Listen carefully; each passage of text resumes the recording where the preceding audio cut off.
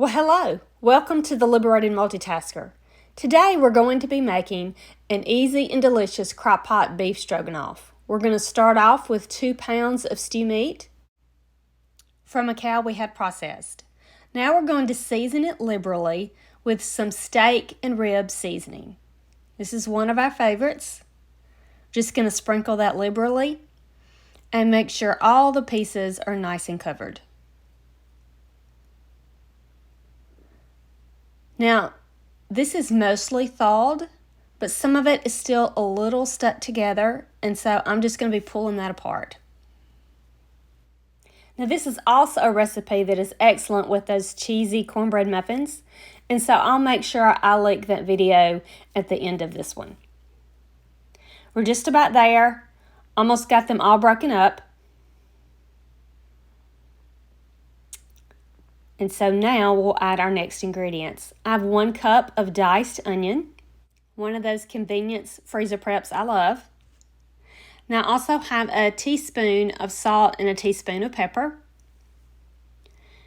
And about 2 teaspoons of Creole seasoning. We use Joe Daddy's. 2 tablespoons of Worcestershire sauce. I probably did not say that right. And then some homemade canned beef broth. I've decided I probably should shake this up a bit before I add it to the pot. Now for our next ingredients. We're going to be adding 2 cans of golden mushroom soup. Now some of it's not wanting to come out, so I'll have to get my spatula and scrape out the goodness. We're almost there. Just 1 more can to go. And then we'll get ready to stir it all up. Now the onions are still frozen, but that's okay. They're going to thaw out as that cooks.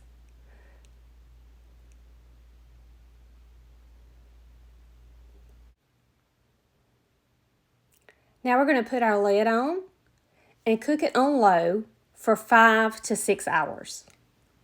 Now I'll bring you back in about 5 to 6 hours before we add our next ingredients. Now it's been about 5 hours. Everything looks nice and cooked, but there are a few things we need to add. We're going to add 8 ounces of cream cheese. I'm going to dice these up so they'll melt easier. So it's a little tricky cutting that with a knife. It's wanting to stick, but it's okay.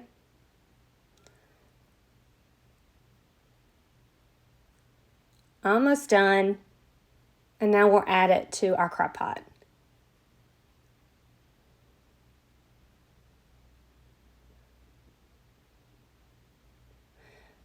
And now we're going to add 4 ounces of sour cream. Now, you're going to let this cook for an additional 30 minutes, but you want to stir it 2 or 3 times to make sure the sour cream and the cream cheese gets good and melted. Want to make sure we stir this in really well.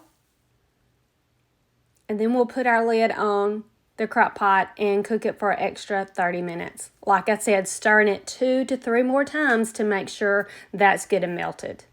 Now it's time to cook our egg noodles. Now you can use some other type of pasta if you prefer. This is just what we normally use.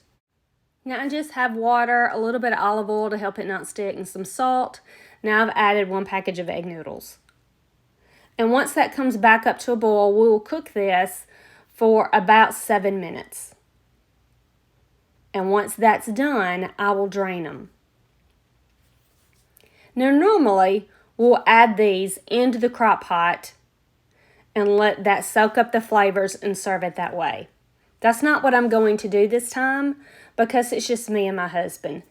This meal feeds a lot of people, and so I know I'm going to have leftovers. So what I've decided to do, instead of adding the noodles into the crock pot like I normally do, I'm just going to dish them up in a bowl and scoop the beef stroganoff into the bowl with plenty of liquid so those noodles can soak up the flavor there. That way, when I'm done, I can actually freeze these leftovers for another day, and all I have to do is cook some more noodles. Now, I've already mentioned that the cheesy cornbread muffins go great with this meal, so make sure you give those a try. Fall is my most favorite season, and this is a great fall dish. I hope you've enjoyed this video.